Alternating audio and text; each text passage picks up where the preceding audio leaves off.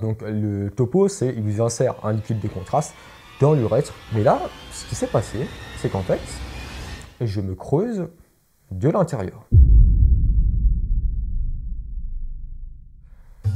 Bon, salut les riders et les riders, j'espère que vous allez bien. Aujourd'hui, ça va donc être la vidéo tant attendue sur les péripéties de santé et plus précisément urologiques. Ça devient malheureusement une habitude sur cette chaîne et malheureusement, ça va pas être la dernière vidéo sur le sujet. Je vais vous expliquer pourquoi, parce que tout s'est aggravé.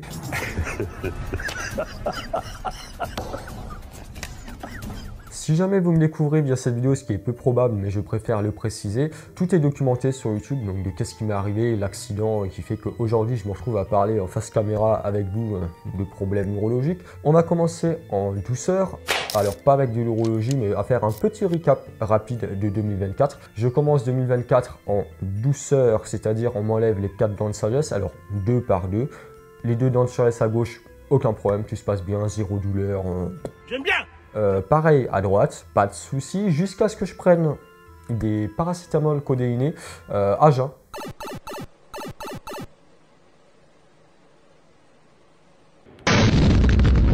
J'ai pris le paracétamol, une demi-heure après, j'étais par terre, impossible de bouger. Et pas de chance, c'est que du coup, j'hurlais tellement à la mort, tellement j'avais mal, que les points de suture des dents de sagesse ont été rompus. Et donc ça m'a fait un trou qui s'est infecté et tout. Enfin voilà, ça c'était vraiment le début 2024 qui, on va dire, te laissait présager de ce qui allait m'arriver un peu plus tard. Je vais tout vous expliquer. Donc cette année, on va dire, il y a eu très peu de courses. La moitié ont été annulées ou en partie annulées, c'est-à-dire la Mountain of Hell, la Méga Avalanche, certaines maxi n'ont même pas eu lieu. Enfin bref, c'était vraiment pas une saison de compétition. Je frôle encore une fois la catastrophe à la Maxi Avalanche de Val Nord. C'est bien lancé, je devais être top 15, top 20 à peu près, et relance à 50 km/h. J'accroche une souche avec la pédale.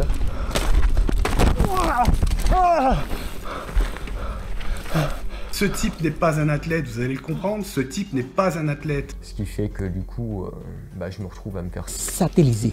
Tiens, vas-y, le poignet. Là, je pense que là, il est cassé. Là. Enfin, voilà, poignet comme ça, je me dis, c'est bon, c'est terminé, fin de la saison. Mais heureusement, il se trouve que je suis quand même quelqu'un d'assez solide, donc je n'ai strictement rien, aucune séquelle, rien du tout. J'ai fait la radio, rien de cassé. C'est vous solide. Mais on n'est pas là pour ça, on est là pour parler urologie, problèmes, souffrance. L'ambiance, ça va être merveilleuse.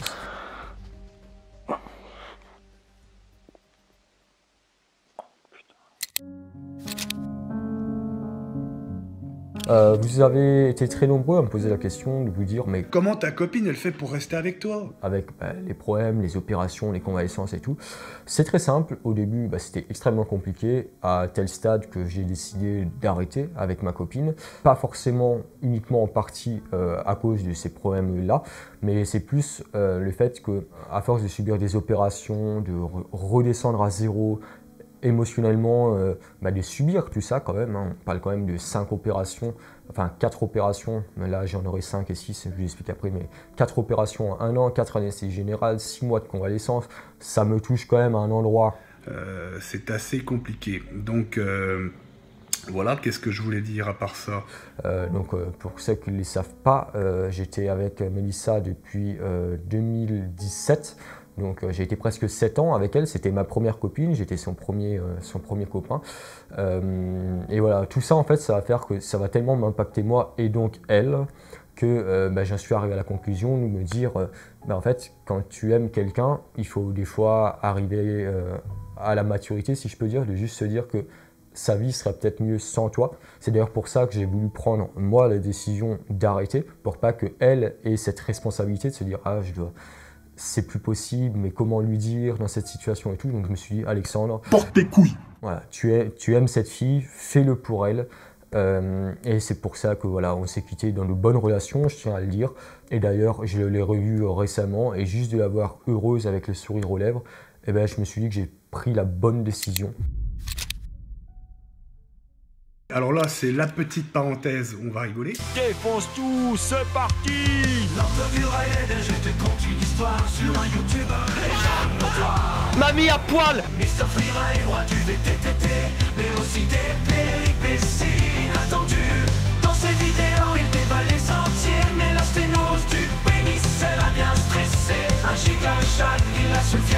Moi j'ai pas peur. Hein.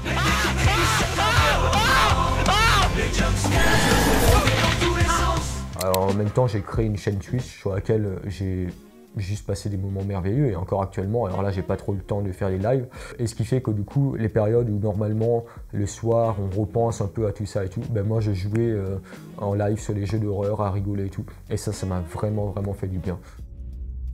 Je suis sûr qu'elle est au plafond comme dans les films. Il a su. Donc, comme je vous l'ai dit la dernière fois, j'ai prévu de me faire opérer à Lyon, qui est du coup spécialiste dans la transidentité. Donc, autant vous dire que quelqu'un qui est capable de faire ça, c'est souvent également les référents, reconstruction urétrale, etc., etc. Et donc, en vue de mon hospitalisation à Lyon, je vais procéder à un UCRM, c'est-à-dire une radiographie de l'urètre. Donc, je retourne à la clinique Sainte-Odile pour faire le deuxième UCRM. Et là, à chaque fois, je sais que vous vous dites, putain, mais il en chie tellement, il y a bien un moment où ça va s'arrêter. En fait, non. Moi et l'urologue, on va se regarder, mais en mode... Pourquoi je vous dis ça? Parce que, accrochez-vous bien, hein, donc à la base j'ai une sténose urétrale, donc un rétrécissement du conduit de l'urètre, ce qui fait difficulté à la miction, etc. Et une problématique qui l'urètre peut complètement se fermer, et dans ce cas, hospitalisation d'urgence, parce que je ne peux plus uriner. Ça c'est mon problème de base, le pourquoi, du comment et tout. Mais là, ce qui s'est passé, c'est qu'en fait, je me creuse de l'intérieur. Pour faire simple, je pense que je vous mets un petit schéma ici pour vous expliquer à peu près. J'ai la sténose, l'urine, elle force pour passer la sténose, une partie arrive à sortir, ce qui fait le débit urinaire que j'ai, quand je pisse, un débit affaibli, mais un débit quand même, et l'autre partie, qui n'arrive pas à passer la sténose, fait le chemin arrière et me creuse de l'intérieur le pénis, ce qui me fait un urètre parallèle à l'autre urètre. Qu'est-ce que c'est que ce bordel? Donc l'UCRM, voilà ce que ça donne. Vous voyez vraiment cette espèce de... je sais pas si on peut dire un vésicule, mais cette espèce de conduit qui se creuse dans le sens opposé. Qu'est-ce qui se passe, Dad? Non, tape pas contre le mur, gros. Oh là là là là.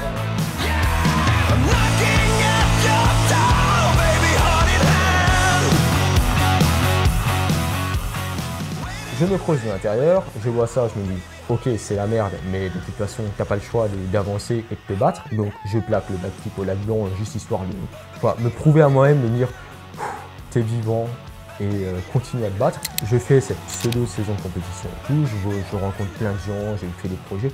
Là, vraiment, j'ai profité. Magnifique, chapeau bas. Remarquable coup. Le premier examen que je vais devoir faire, ça va être donc une cystoscopie avec le référent national. Et là, c'est le drame. C'est un peu la stupéfaction parce que la sténose est sacrément rétrécie par rapport à la dernière fois. Je vous mets juste ici donc la sténose actuellement, enfin en juillet on va dire, et juste là la sténose que j'avais fait. La dernière cystoscopie, à force j'ai plus les dates, hein, je me suis pris tellement de... Actuellement, j'urine via la taille d'un trou, d'un cure-dent, donc c'est minuscule. Donc là je me dis, ok, alors je vais profiter de la vie, mais je vais profiter encore plus. Parce que là ça m'a vraiment mis une claque de me dire, ah ouais, ok, c'est vraiment chaud. En même temps, donc le chirurgien voit ça, etc. Et il va commencer à me palper entre les couilles avec ses doigts. Hein. Et là, il se dit, qu'est-ce que c'est que ce bordel? Je sens un peu fibre cicatricielle et tout. C'est-à-dire qu'il soupçonne que les corps caverneux, qui je le rappelle, oui, parce que j'ai deux problèmes distincts. Lors de mon accident de VTT, où j'ai les couilles qui ont bam sur le cadre en carbone, je me suis fait à la base une rupture des corps caverneux gauche. J'ai été suturé des corps caverneux. Et un mois après, la sténose est apparue. Donc là, le chirurgien m'a prescrit une IRM que je vais devoir faire très prochainement. J'ai pas encore les résultats pour voir l'état des corps caverneux et également de l'urètre via une IRM. Deux solutions s'offrent à moi. Solution numéro 1, subir de nouveau une urétroplastie avec greffe de muqueuse buccale, c'est-à-dire ce que j'ai déjà eu. Ils vous prennent 6 cm de joue sur 2,5 de haut. Non, c'est... Voilà, ils vous écartent les jambes comme ça, ils ouvrent entre les deux testicules jusqu'à l'anus. Non, c'est... Ils écartent, ils sortent l'urètre. Non, c'est... Ils coupent la moitié de l'urètre là où il y a la sténose et ils vous greffent le morceau de muqueuse qu'ils ont prélevé sur l'urètre. Voilà, ils refont une urètre, une reconstruction urétrale. Donc ça, c'est l'avant-dernière opération que j'ai eue, que j'ai documentée sur cette vidéo YouTube. Voilà, ça c'est la première option. Vous allez vous dire, il n'a pas envie de revivre ça, il en a beaucoup souffert et en plus ça n'a pas marché. Moi j'ai mis la barre encore plus haute. Je lui ai dit tout de suite, faites ce que la médecine vous permet de faire avec le plus haut taux de réussite. C'est tout pareil, ils vous prennent la joue, ils vous ouvrent des couilles à l'anus, ils sortent l'urètre et tout. Sauf que ils ne vous remettent pas l'urètre dans le corps directement. Ils laissent l'urètre en dehors du corps, donc je vais sortir de l'hôpital avec mon urètre en dehors du corps, sous un pansement.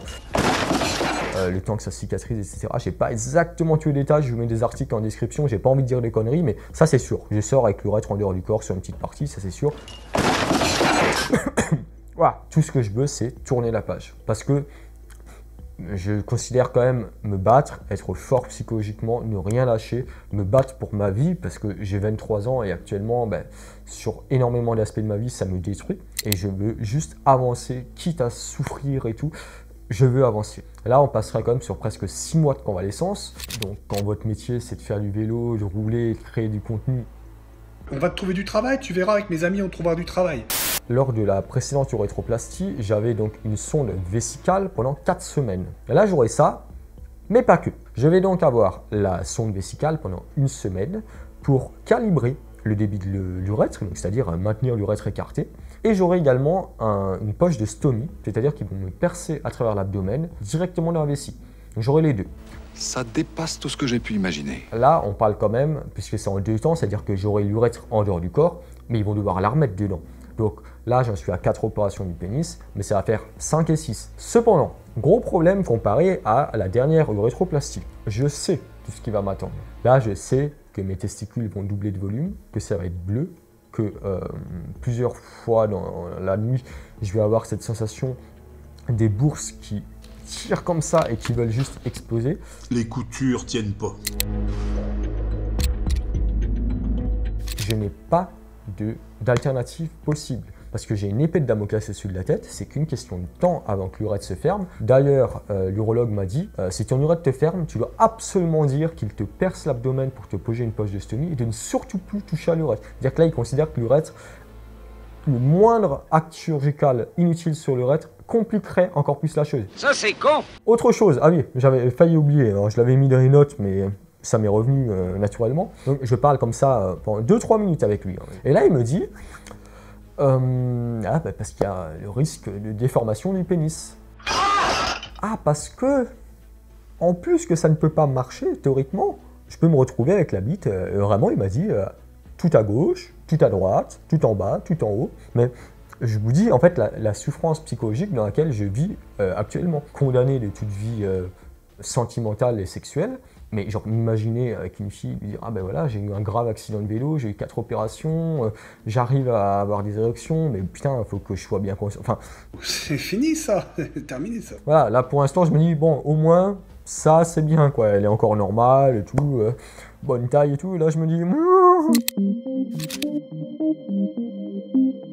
bref, donc j'arrive pour faire une seconde UCRM, donc de nouveau une radiographie d'urètre pour voir l'évolution qu'il y a eu par rapport à la précédente. Et donc je m'installe sur la table de radiologie. Donc le topo, c'est il vous insère un liquide de contraste dans l'urètre. Ensuite, il faut une radio pour voir où il y a des rétrécissements, ça part, etc. Donc elles essayent de mettre le liquide de contraste, sauf que du coup, la sténose, elle est bloquée, mais dans un sens, pour sortir l'urine, mais aussi dans l'autre sens, pour rentrer l'urine. Ce qui fait que du coup, elles insèrent le liquide de contraste et il ressort directement. Ça me fait pas rire du tout. Pas rire du tout. Donc elles vont devoir gonfler un ballonnet à l'intérieur de mon pénis pour que le liquide de contraste ne ressorte pas et il force le passage de la sténose. Donc voilà, et là on peut faire un premier cliché, donc c'est celui que vous voyez juste ici, où on voit encore une fois le canal qui se creuse au-dessus de mon urètre, et je devais faire la même chose mais en urinant. Et j'arrivais pas, impossible, j'ai essayé dans toutes les positions, titre. Et c'est comme si là, je vous dis, allez-y, baissez votre pantalon et urinez devant votre professeur de français. Mais enfin, ça va pas! Là, l'espèce d'excroissance que vous voyez que je me creuse au quotidien, en fait, elle se remplit d'urine quand j'ai fini d'uriner.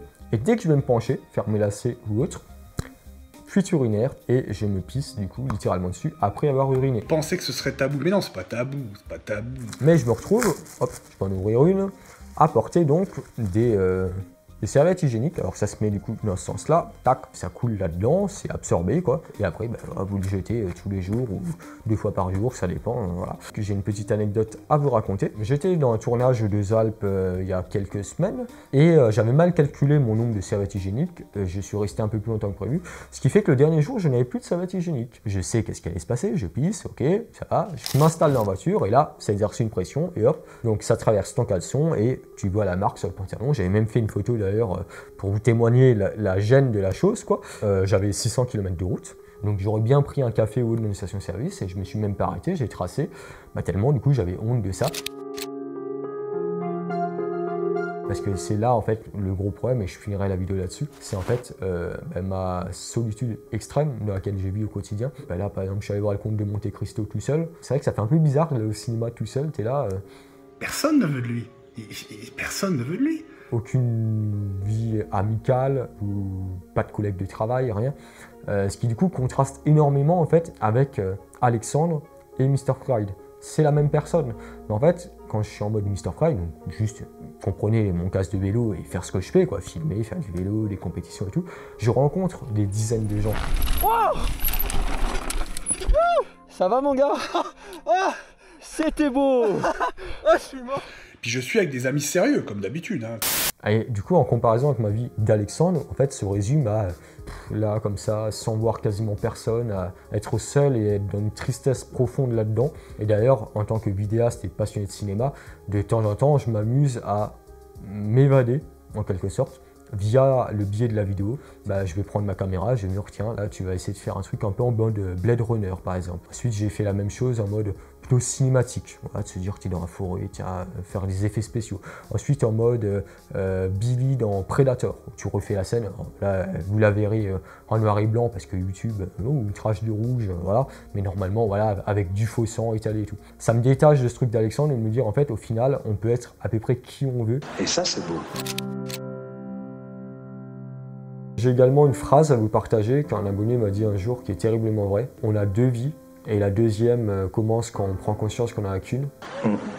Et vous le voyez, j'ai la chair de poule parce que j'ai l'impression d'avoir fait ce genre de vidéo trop souvent où je vous dis que je vais pas bien, que je vais me faire opérer, et que j'ai peur et que j'espère juste qu'un jour je pourrai ne plus avoir à vous partager ces vidéos et juste kiffer avec vous sur les vidéos de vélo, etc.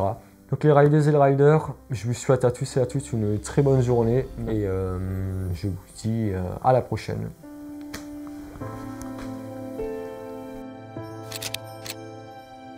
Ça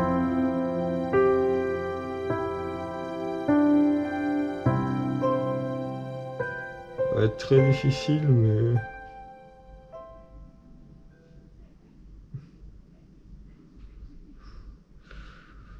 Je reviendrai plus fort.